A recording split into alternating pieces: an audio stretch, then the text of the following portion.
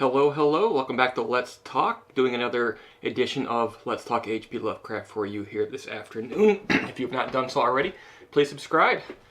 Alright guys, today's story, or today's second story actually, I'm on a roll, is The Transition of Juan Romero, written in September 1919 but not published until 1944, after the author's death. In one of the Arkham House books is called Marginalia.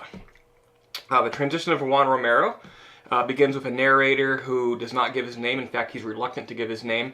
But he indicates that he is a British immigrant who was formerly a captain in the army working in India. There he took an interest in the occult and in the Eastern religions. And he also acquired what he called a Hindu ring, Hindu spelled H-I-N-D-O-O. And the ring does figure into the story. His new job now that he's in the U.S., he's out west working in a mine. And here he meets a Mexican of Incan descent called Juan Romero.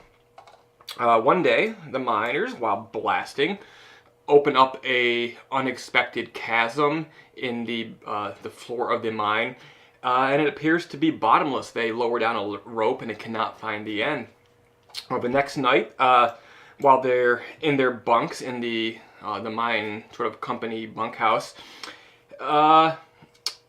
narrator hears Juan mumbling and sort of making a lot of sounds, and he seems disturbed.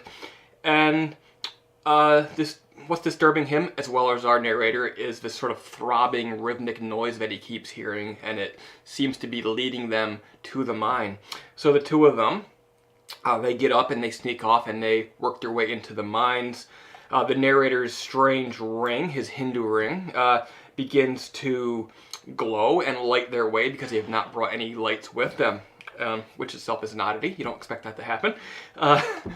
When they're getting close, Juan Romero, he surges ahead and vanishes. And we soon realize that the chasm itself, which seems to have swallowed up Juan Romero, is glowing instead of his ring. The narrator, he gets to the edge of the pit, he looks in, it's glowing. He takes time for his eyes to adjust, but he thinks maybe amidst all the glare he does see some shapes moving, but he's not entirely clear about this. And just as that sort of comes into focus, he collapses and sort of his memories fall away. He wakes up, presumably the next morning, in his bunk. Nearby, there's doctors and mine officials standing over the body of Juan Romero, who is dead. The narrator is informed that neither he nor Romero had ever left their bunks, but there was a big lightning storm the night before. Which of course puzzles the narrator, who believes that he went on this little covert mission. Later he learns that, he notices that his ring is missing, and that the next shift in the mine, when they went back to the chasm that they had opened up, it's missing. And some of the mine officials sort of dug through the debris trying to find out, but it appears by all intents and purposes that this great bottomless pit was filled in, and it looks like it never existed at all, as a matter of fact. And that's sort of the abrupt ending. The story was written in 1919 as a sort of a private exercise for Lovecraft's friends' eyes only. It was never really intended by him to be published. It was actually they were talking about something, and he was basically providing an example of what could be done to make like what he considered to be a dull desert setting. How do you turn it into something interesting? And that's certainly what he's tried to do here. Near the end of his life, in the 30s, he did show it to a friend. Friend wanted to read it. He sent him a copy. It is from that copy, which the friend turned into typescript, that eventually in 1944, 8 years after Lovecraft's death, the story eventually did finally see the light of day. As far as Lovecraft's work, it's at the bottom. It's not all that remarkable, not all that I want to say compelling, because it is compelling in its own way.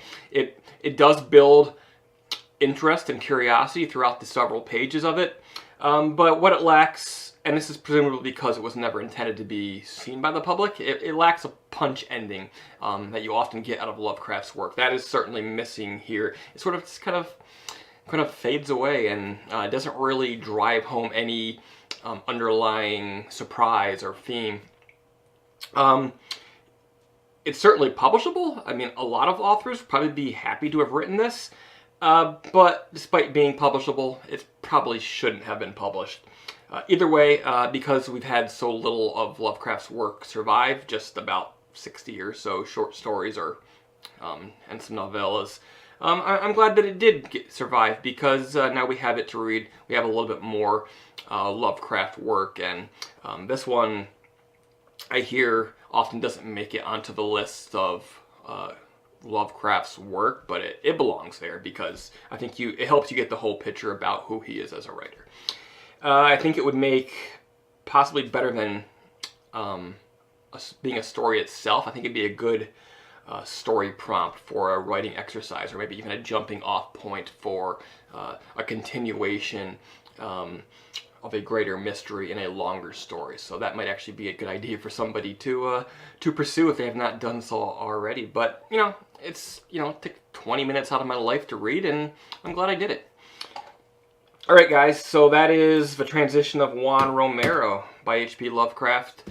I've now read and reviewed, I want to say, around 25 of Lovecraft's stories. So I'm about a little less than halfway through his complete fictional catalog, finding out new things and sort of visiting new corners of Lovecraft's imagination every single day here on Let's Talk.